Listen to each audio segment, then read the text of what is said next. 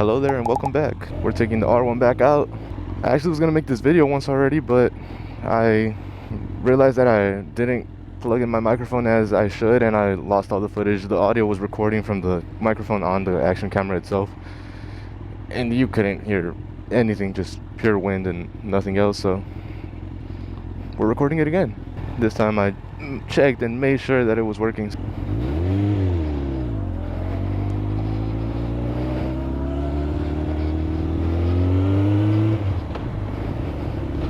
But today is kind of a warmer day, so I thought that it would be nice to take it out. The bike is yet to fail on me. I hope it doesn't, because everything seemed to work fine with the new stator and rectifier. Hasn't done anything wrong. I'm not too sure how much I'm going to record, because the last video I made I was talking about naked bikes and the new categories of the mid-class, and how 4-cylinder bikes like this one are being replaced with 3-cylinder bikes because of easier manufacturing, cheaper, and just many other benefits for the brand itself and also for the consumers.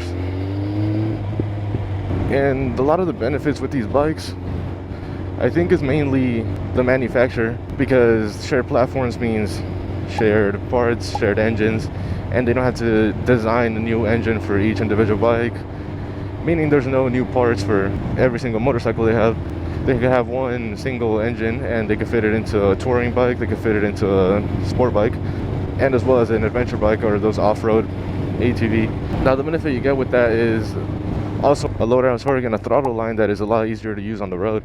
So for example, if I'm on the street like this, with that type of line I could use first gear, second gear, third gear, and not have to go screaming into the RPMs just to get a little bit of power.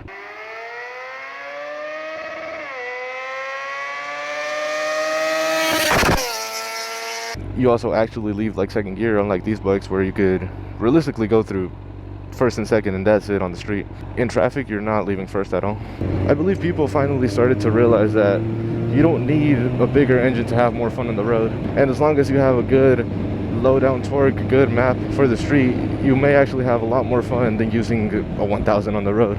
What I like to call this new category, I guess, is more of a soft sport bike, because you get that look of a sport bike, but you don't get that feel of the old 4-cylinders having to rev that high up just to get some power. I believe that there will always be a market for this type of bike. I don't think there will ever be a replacement engine for a 4-cylinder. There's just the characteristic of this type of bike that people love and have always loved since they came out. There's just nothing like it, even if you try to replicate it with a 3-cylinder. Even if the displacement is a little bit bigger, it just won't replace this type of motorcycle. And that, I think, is what is the last thing holding these new bikes from replacing completely a 4-cylinder sport bike. For example, the R9, which is taking place for the R1, and the R7, which is taking place of the R6. It is just kind of sad to see that these sport bikes are dying out and more people want something different. And on the complete end of the other spectrum, you have electric, but electric bikes, I think, aren't going to replace an gas engine motorcycle. You just have so many factors within a motorcycle that's different from a car. In a car, for example, you can place batteries anywhere and not affect too much of the car's handling or driving abilities. But in a motorcycle, you can't have too much weight at the top nor the bottom, because of the way physics works. If it's too bottom heavy, you're just gonna go in a straight line, and if it's too top heavy, then you're gonna fall into a curve at every point, which means you're probably gonna go down into the ground pretty easily. And since you don't have those big batteries in a motorcycle, then your range isn't going to be good. On top of all of that, most people on a motorcycle want to go pretty fast. I'm not talking about like 150 miles an hour, but they would want to go relatively fast, which is one of the main reasons why people buy these things. I know that there are places where people use these as dailies and that this is what they live off of, but for somewhere like California, most people aren't going to buy these for a job or for transporting things, which is why they're considered more of a toy. I think a bike that started this naked and mid soft sport bike class is the SV from Suzuki. That bike is probably one of the first to do that and have that half fairing look, only at the front, nothing here at the bottom or in the midsection. And it did really well. That's why a lot of people bought it for affordability. It still has some of that performance, and for street riding it's really fun because you have that low down torque, easy accessibility, just a little bit of throttle and you're gone on the street. For that purpose, you aren't gonna reach those speeds, so you don't need that much more power up top. But the argument for these type of bikes is always gonna be, these bikes make you ride like that. They make you go up into the RPMs, because if you don't get that power. Since you have to do that, and hence they're more fun to ride at times when you aren't stuck in traffic and going slow speeds like 10 miles per hour.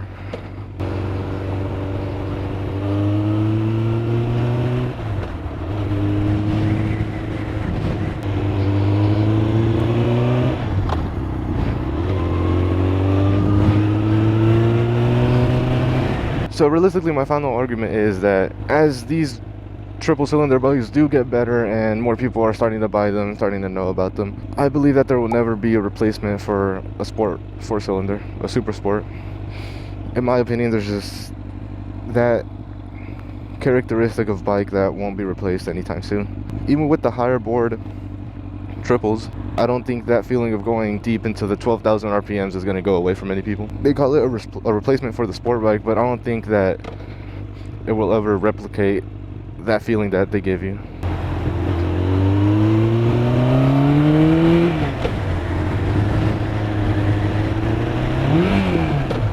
I think that this is a good summary for this video. That's what I wanted to make my last video about, and I might have brought up some more points, but I kind of forgot them.